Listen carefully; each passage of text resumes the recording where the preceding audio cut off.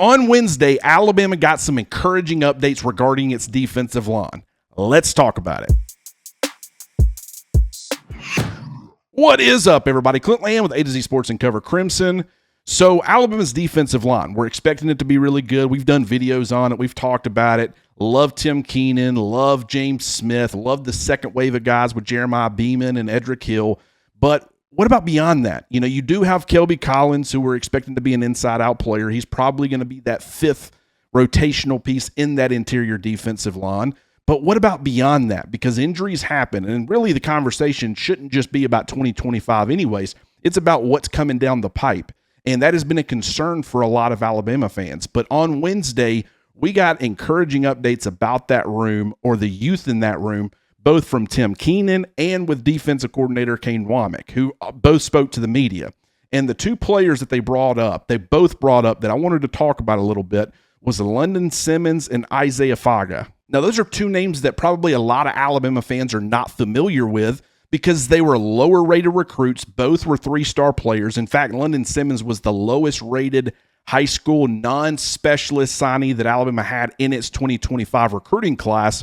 But they were players that this coaching staff really liked from a development standpoint. And when you watched them on tape, you certainly understood where they were coming from. But I got to be honest with you, I wasn't expecting to hear their names being talked about as much as I am this early into their careers. Now, Faga is now going into his second season. He didn't play any last year, but he was a guy who was a part of that defensive line room. But London Simmons, not only was he not a part of that defensive line room last year, he wasn't a part of the defensive line room in the spring. He was a summer enrollee, so we really didn't know what to expect from him, and yet he's already generating buzz both from Kane Wommack and Tim Keenan. And it wasn't anything crazy as far as what they said. I'm not expecting them to be massive parts of the rotation, but, you know, Tim Keenan did mention that London Simmons is grading out extremely well, way better than anybody would have anticipated with him being such a young player and the fact that he hadn't been around for that long. But the reason that that's important is with the defensive line,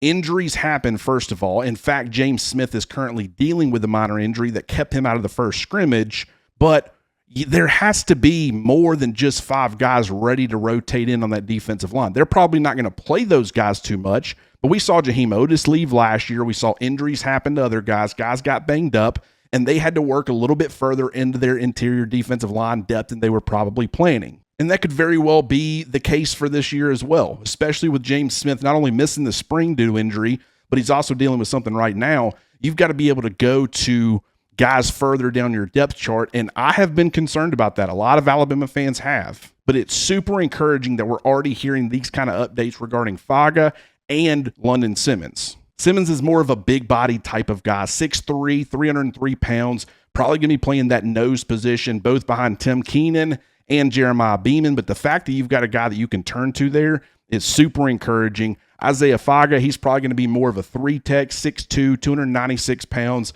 a little bit more explosive off the snap, probably not nearly as powerful as London Simmons, but he's got some traits that you look for and want as well. I think the lack of length hurt him as a recruit coming out of high school. The fact that he was only 6'2", wasn't a super long guy, but he does have some traits that you look for and want. But it's not just those guys. Jordan Renaud is another one who keeps getting praised. Now, we knew he was going to be a part of the rotation at Bandit. You know, you've got LT Overton. Kelby Collins is probably going to be a part of that rotation. Keon Keeley is probably going to be in there as well. But Jordan Renaud, he was the third Bandit last year, has kind of been elevated to being, or at least projected to be, the second Bandit this year.